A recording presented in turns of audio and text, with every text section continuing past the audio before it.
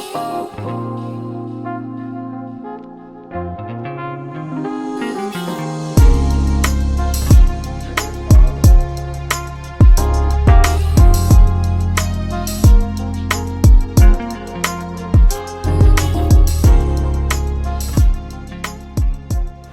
how's it going everyone? Welcome back to Keep Fish Simple. So in today's video, we're going to be doing the third part of my How to Breed Neon Tetras series. And in the last two episodes, we got the eggs and we hatched the eggs. So today's video is going to be all about raising up these guys to a decent size. So this video is going to be about raising the young. So raising the young is probably going to be the hardest thing out of the whole entire process, because this is going to pretty much determine whether you were successful in the end or not. These guys are so tiny and they require a lot of feeding and a lot of attention. So in today's video, I'm going to try and make this as simple and easy as possible for you guys, because I've got to raise up about 15 of these guys that I got. I don't even know if I got that many. So overall, this has been a success. I would have loved to get some more fry, and I'm going to be doing another series on how to breed these guys, and I'm going to do a different method, so that I'll let you guys choose whether you want to do this method that I've been doing now or you want to do the other method. It's completely up to you. So basically in this video, I'm just going to show you the stages of their growth over the next couple of weeks. Basically, you'll get to see how to feed these guys and all that kind of stuff. So without any further ado, let's go have a look at the fish. Okay, so as you guys can all see, we're all still very small. These guys are about a week old now after hatching. It's been about 4 days since the last time you guys would have seen them in the last episode. So I've been feeding the Infusoria kit, which you guys saw me do in the last episode, so I'm not going to really bother to do that right now. And I'm also starting to move them onto little micro worms, and I'm also feeding them a teeny tiny bit of powdered flake. So as you guys can see, they're quite easy to see now. The camera's doing a really good job of picking them up because they're not as tiny as they were. So these guys are put on a bit of size. They haven't quite doubled yet, but they're still getting there, and as you can see, all their bellies are full. So one thing I have noticed that's been really helpful is that the peat provides a really good environment for a lot of Infusorias to form. So I have like a never-ending supply of Infusorias breeding in the aquarium, and these guys are all eating them and they're using them to grow. So they haven't really needed to rely on me feeding them too much. They've kind of been feeding themselves on that Infusoria down the bottom of this aquarium. And one interesting thing I've noticed is these guys have already started to school, so they kind of all congregate in groups of like 3 or 4. As you can see up the top here, there's quite a few of them, and they all kind of hang together even from a young age. So it's pretty amazing to see this all happening. Pretty soon, within the next day or so, I'm going to take these guys out after they start eating some micro worms. I'm going to take them out of this box and I'm going to put them in like a little breeder box and start to raise them up myself that way, so that I can get another batch of eggs in here and start pumping these guys out. You can see here, I'd really like to get quite a few more. We only got like 10 or so, I'd say. I really am not too sure yet, so we won't know until we bring them all out, but you can see how small they are just at a week old. So they are putting on size, they're eating well, they're not quite sturdy yet, so I've got to make sure that we do a good job of raising them up. Okay, so for those of you guys who are wondering exactly how I'm doing the feeding, I'm going to quickly explain it. So obviously, like I said before, you saw me feeding the Infusoria, so I'm trying to move off of that because it's a very temporary kind of food. So I've started to try and feed these guys some of the Hikari First Bites. Now, I'm not sponsored by these guys, but they do make a really good product, and I use this for a lot of angelfish breeding and stuff like that. It's a really good fry food. The fry seem to really enjoy it, and it makes feeding a lot easier because I don't have to really culture anything. I can just buy a packet of this stuff. So basically, these guys are so tiny. So the granules in here are far too big for the Neon Tetras to fit in their mouth. So if I was trying to feed them those granules, they'd just sit in there and decompose and rot and dirty up the water, and it wouldn't be good because we want to keep the water as clean as possible. So what I've opted to doing, and you guys might want to use this for a lot of other kind of tiny fish, but if you look in here, there's kind of like dust all around that alfoil kind of side of the packet, and basically you can just get like a chopstick and you can just run this in there, like kind of like twist it around and get it in there, and this will go around and it'll collect a lot of those really tiny fine particles, and you'll see the chopstick will come out and it'll be all like dusty. And what you're going to do is tap that on the top of the aquarium, and you literally just want to tap that. You might not even see it, but I can definitely see all those little tiny pieces of dust, and basically they're just going to float on the top and slowly sink in, and it's just going to be a little staple food for these guys to nibble on while I can't feed them constantly. Another thing that I'm absolutely loving to feed these guys is micro worms. So this is a little bit more complicated. This is a very easy live food to feed, and it's something you don't want to feed as a staple. You kind of want to feed it more as a filler food. You can kind of use the First Bites as a staple, but this will get them through, and they're more likely to take this because it'll move in the aquarium. So what these are little tiny worms, and they kind of like form up on the top here. What you want to do is you want to get your finger and run along the side of your culture and basically just feed that to your guys. So, and then with the micro worms, you literally just want to put them in there. I don't know if you guys will see them. They're very small little tiny worms.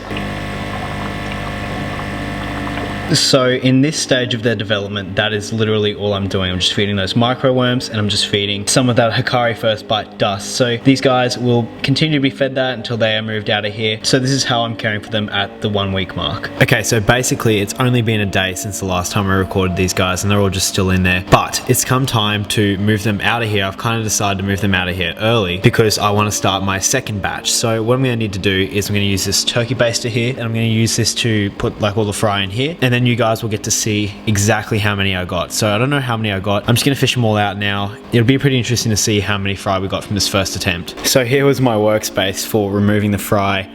As you can see, I've taken out the Java moss and all that kind of stuff, but I've been transferring them over into here. So inside this little tiny ceramic dish is 20. I counted 20 of these guys. Maybe it was 19, maybe it was 21. I'm not too sure, but there's definitely 20 in here.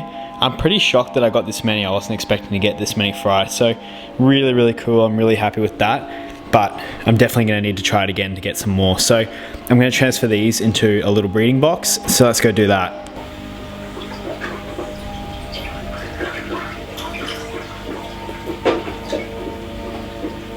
Okay, so these guys are now in here and they're just like going around and getting used to their little box now. So these guys will be in here pretty much until they're a really decent size, and I can chuck them in a pretty big aquarium and not have to worry about whether they're going to find food, all that kind of good stuff. So you can see here, because now they're in this box, I can really get a good look at them, and you can see just here the kind of shape they're taking on. You can see like a bunch of little planarias and stuff running around and little tiny microorganisms, and you can see just how small these guys really are. So this guy's just starting to get that little back tail fin there, and here you go, he's actually eating some stuff too. So you guys are getting some really cool footage here, but these guys are very small. So I've just fed some Infusorias, which you can see running around, and these guys are also nibbling on them. So you can see one of the late hatches up the back too. He's a little bit harder to focus on because he's so much smaller. What we were looking at before was one of the sprinters, so he came out and he was one of the biggest in the whole batch. So this guy here was the biggest in the whole batch. Now we're looking at behind him, the difference in sizes you can get with all these guys. So these guys behind are kind of like just learning how to swim, and that's why they look a little bit funny when they start to eat. This guy really knows what he's doing. He's really going to be quite bigger compared to a lot of the other guys in here. So I'll check up with you guys in a couple more days once these guys are starting to get a little bit bigger. I'm not too sure if that little guy there is going to make it. I don't know if he's just learning how to swim, or I'll check up with you guys in a couple of days. These guys will definitely put on a lot more size. It's going to be quite amazing to see these guys turn into adults. You can see up the top here is all these Infusorias, and it's quite astonishing to see all these tiny little pieces of life inside a little tiny glass box. Okay, so it's been another week since the last time you've seen these guys. As you can see, they're starting to get pretty big. So these guys put on size very quick. Some of the smaller ones you can see, they're just starting to get that back fin, but this guy at the front here, he is the biggest of the batch. So he is very big compared to all the other guys. And as you can see, the bottom of the little container that they're in is wiggling. So there's heaps and heaps of little microworms there for them to snack on during the day.